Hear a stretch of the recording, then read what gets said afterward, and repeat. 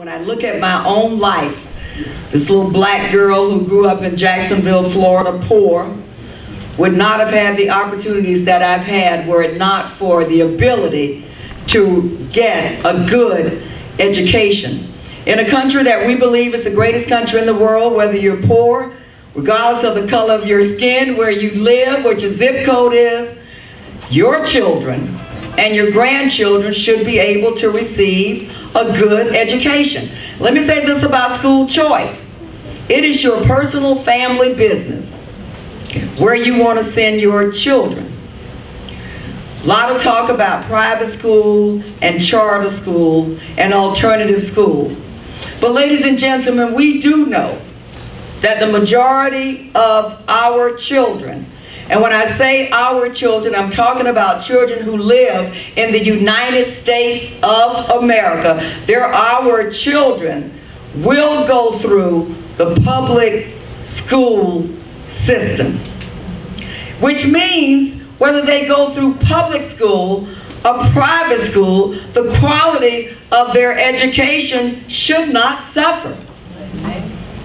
They should have access to good quality education. And I am trying to find out, when did teachers, when I was growing up, teaching was a glorified position.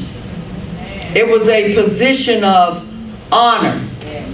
And I'm trying to find out when the position changed from being a position of honor to school teachers standing on the street corners asking for a better pay and benefits. Because we can't get the best education unless we have the best teachers. We can't get the best teacher unless we pay them and have good benefits. We can't create environments of learning unless we have the best schools with the best technology.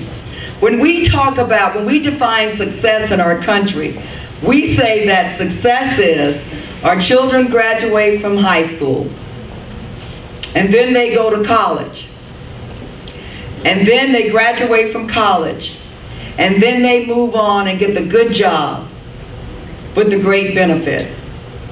But what about children, and many of you have heard me talk about this before, it's important. What about children who are not going to college? Because everybody's not going. And everybody doesn't want to go. And everybody doesn't need to go to college. Remember a time, at least when I was in, I'm not that old now, I'm up there, but I'm not quite there. When I was in school, we used to have good old vocational training. So those kids who were academically inclined and wanted to go to college could go to college. We tried to keep them on that academic track. But other children could learn a skill or a trade, vocational skill, graduate from college, and hit the ground working.